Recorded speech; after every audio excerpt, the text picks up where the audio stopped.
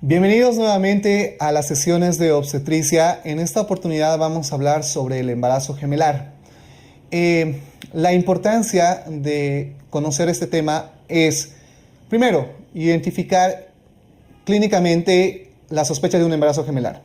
Dos, identificar con prontitud qué tipo de embarazo gemelar tenemos en relación a la placentación o la corionicidad, para saber el riesgo que existen durante este tipo de embarazo.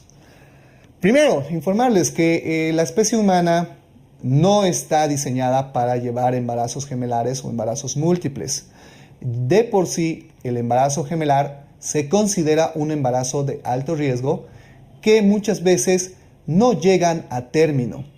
Son embarazos que concluyen de manera prematura y al ser de manera prematuros llevan todas las complicaciones que pueden tener los embarazos prematuros.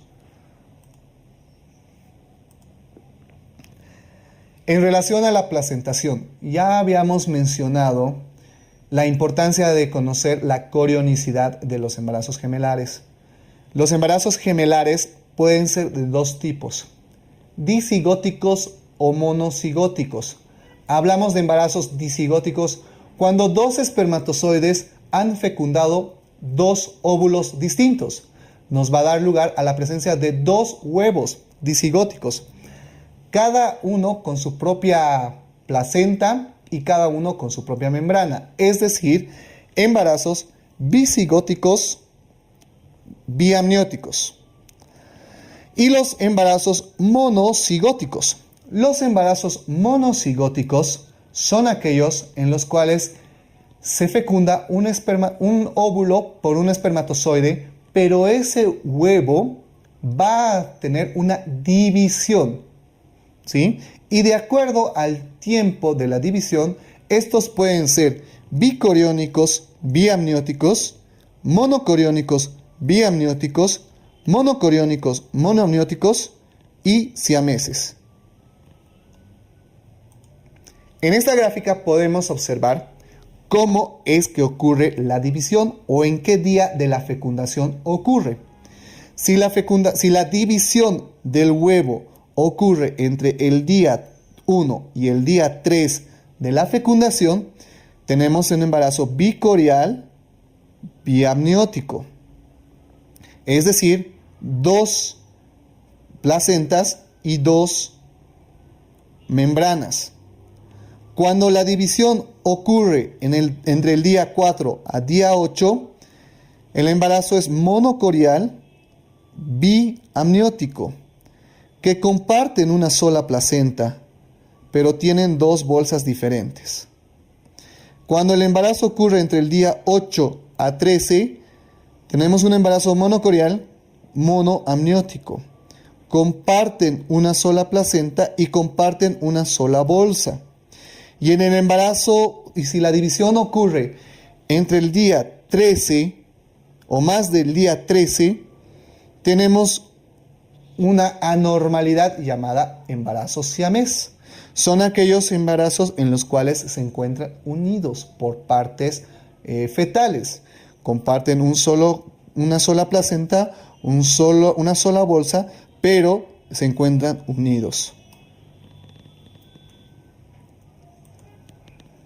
Los factores de riesgo para el desarrollo de un embarazo gemelar, tenemos la herencia familiar. Es importante durante el control prenatal preguntar sobre si en la familia han existido datos de embarazos gemelares. La multiparidad, la edad materna avanzada, mayor a 35 años, y más aún si se trata del primer embarazo mayor a los 35 años. Y actualmente algo que debemos recalcar es el empleo de las técnicas de reproducción asistida. Las técnicas de reproducción asistida están aumentando en estos últimos años porque las pacientes o las mujeres buscan embarazos en edades mucho más tardías. Una de las técnicas que condiciona la presencia de los embarazos gemelares es la realización de la fecundación in vitro o FIV.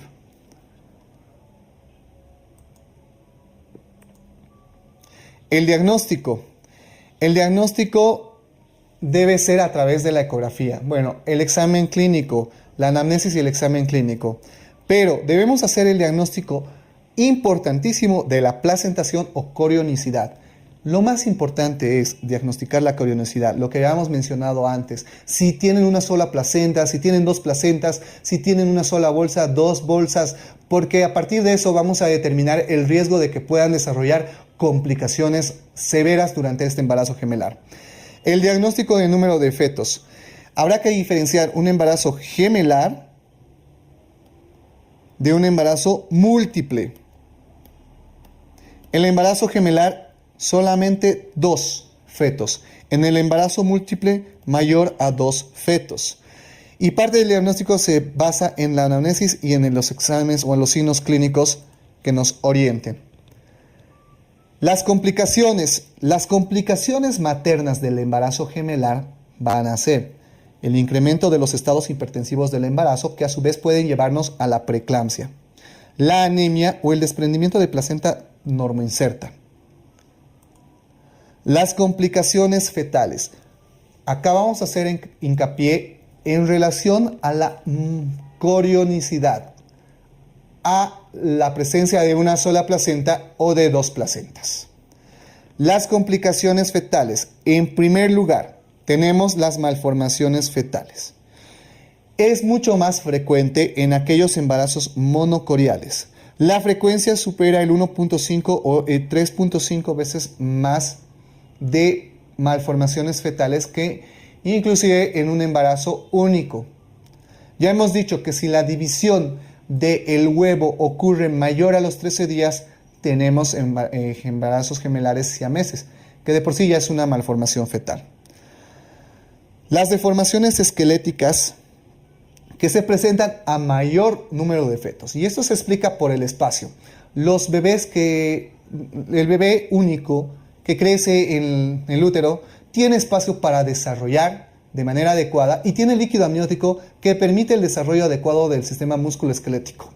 A mayor número de fetos, ese espacio se encuentra disminuido, por lo tanto, el desarrollo normal se encuentra interrumpido.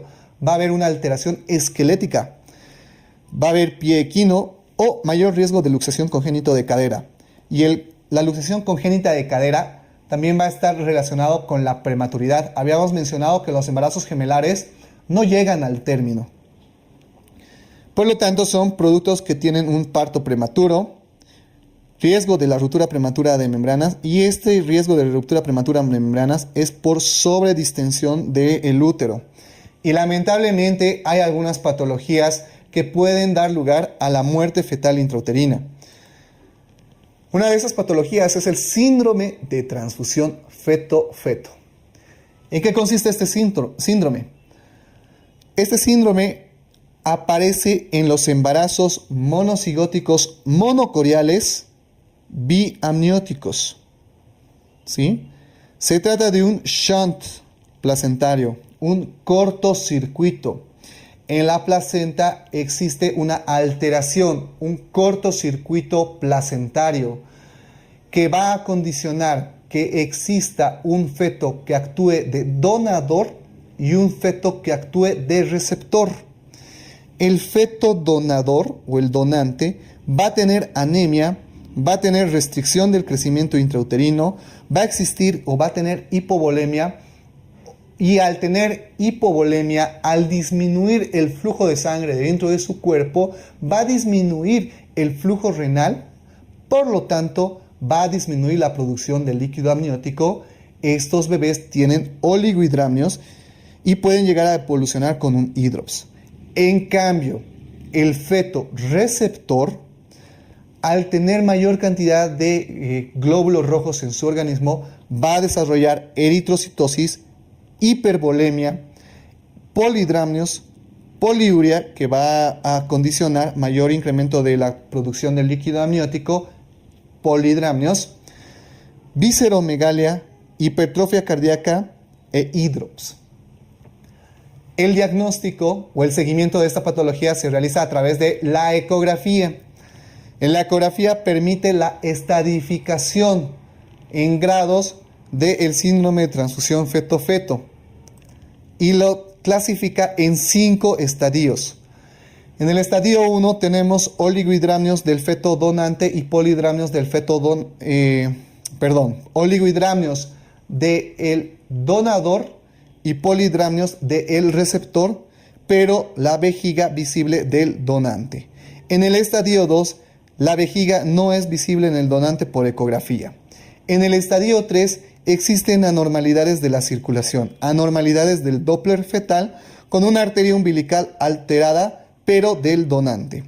El estadio 4 existe hidropesía, edema, a eso se refiere el hidrops, en el receptor. Y en el estadio 5 existe muerte de uno de los gemelos. Otras complicaciones menos frecuentes en los embarazos monocoriales o en los embarazos gemelares, la restricción de crecimiento selectiva. Normalmente va a haber una alteración en cuanto a los pesos de los embarazos gemelares. Cuando esta restricción o cuando esta diferencia de pesos es mayor al 30% entre uno y otro producto, debemos sospechar de una restricción de crecimiento intrauterino de manera selectiva. Otra patología es el feto acardíaco, en el cual uno de los bebés, en el cual uno de los bebés no tiene corazón o no está funcionando su corazón como una bomba y el otro actúa o tiene el corazón que sirve para los dos fetos. Y los gemelos unidos o los gemelos siameses. ¿En qué momento debemos terminar el embarazo? Va a depender de la corionicidad y de las complicaciones. Puede haber terminación del embarazo por parto normal o puede ser por cesárea. Sí, en el embarazo gemelar existen condiciones para intentar el parto vaginal. Generalmente el parto debería realizarse entre las semanas 37 o a las 36 semanas.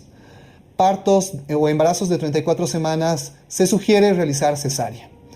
Para los partos, las condiciones para intentar el parto por vía vaginal van a ser las siguientes: que ambos productos se encuentran en presentación cefálica o por lo menos el primer bebé se encuentre en presentación cefálica y el segundo se encuentra en presentación podálica. Si el segundo bebé se encuentra en situación transversa, se recomienda realizar la cesárea.